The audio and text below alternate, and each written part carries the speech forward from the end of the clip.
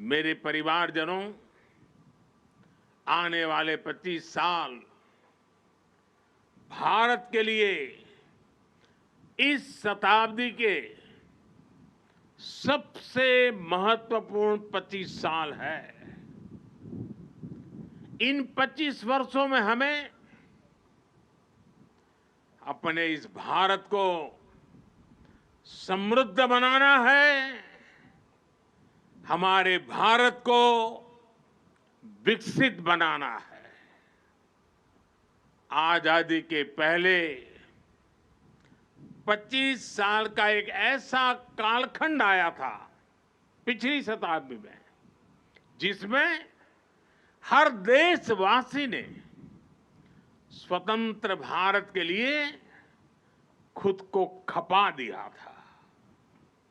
अब समृद्ध भारत के लिए वैसे ही अगले 25 वर्ष का अमृतकाल हमारे सामने आया है, अवसर बन के आया है।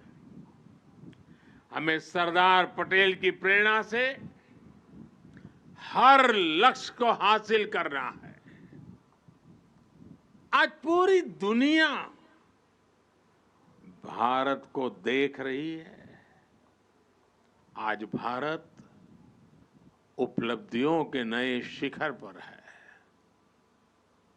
G20 में भारत के सामर्थ्य को देखकर दुनिया हैरान हो गई है।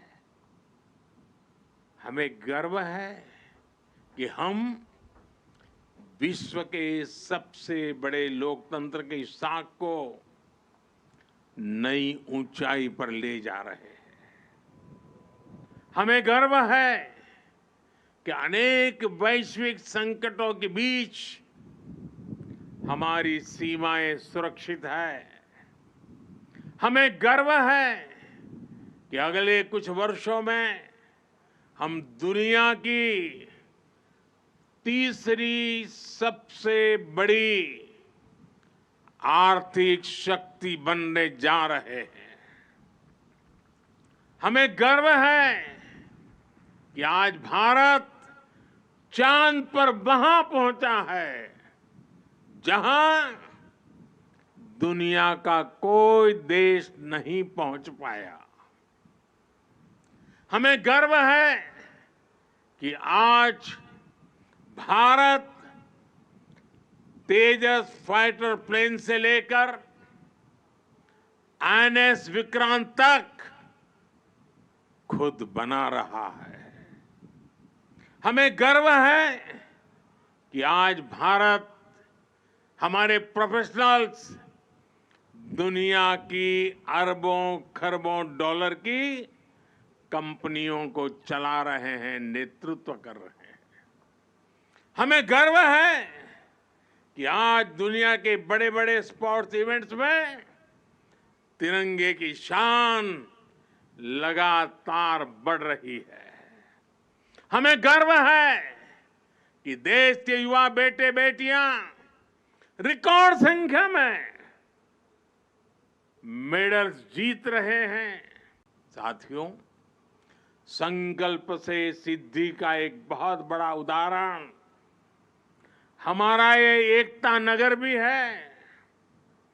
10-15 वर्ष पहले किसी ने सोचा भी नहीं था कि केवड़िया इतना बदल जाएगा। आज एकता नगर की पहचान ग्लोबल ग्रीन सिटी के तौर पर हो रही है। यही वो शहर है जहां से दुनिया भर के देशों का ध्यान खींचने वाले मिशन लाइफ की शुरुआत हुई थी। जब भी मैं यहां आता हूं, इसका आकर्षण और बढ़ा हुआ दिखता हूं। रिवर राफ्टिंग, एकता क्रूज, एकता नर्सरी, एकता मॉल, आरोग्य वन, कैक्टस और बटरफ्लाई गार्डन, जंगल सफारी, मियावाकी फॉरेस्ट, मेज गार्डन यहां पर्यटकों को बहुत आकर्षित कर रहे हैं। पिछले 6 महीने में ही यहां 1.5 लाख से ज्यादा पेड़ लगाए गए हैं। सोलर पावर जनरेशन में, सिटी गैस डिस्ट्रीब्यूशन में भी एकता नगर बहुत आगे चल रहा है। आज यहां एक स्पेशल हेरिटेज ट्रेन का एक नया आकर्षण भी जुड़ने जा रहा है। एकता नगर स्टेशन और अहमदाबाद के बीच चलने वाली इस ट्रेन में हमारी विरासत की झलक भी है और आधुनिक सुविधाएं भी है। इसके इंजन को स्टीम इंजन का लुक दिया गया है, लेकिन ये चलेगी बिजली से। एकता नगर में इको फ्रेंडली ट्रांसपोर्ट की व्यवस्था भी की गई है। अब यहां पर्यटकों को ई बस, ई गोल्फ कार्ट और ई साइकिल के साथ पब्लिक बाइक शेयरिंग सिस्टम की सुविधा भी मिलेगी। पिछले 5 वर्षों में 1.5 करोड़ से ज्यादा पर्यटक यहां आ चुके हैं और ये संख्या निरंतर बढ़ती जा रही है। इसका बहुत बड़ा लाभ यहां के हमारे आदिवासी भाई बहनों को हो रहा है। उन्हें रोजगार के नए साधन मिल रहे हैं। साथियों, इस अमृत काल में भारत ने गुलामी की मानसिकता को त्याग कर आगे बढ़ने का संकल्प लिया है। हम विकास भी कर रहे हैं और अपनी विरासत का संरक्षण भी कर रहे हैं। भारत ने अपनी नौसेना के ध्वज पर लगे गुलामी के निशान को हटा दिया है। गुलामी के दौर में बनाए गए जरूरी कानूनों को भी हटाया जा रहा है। आईपीसी की जगह भी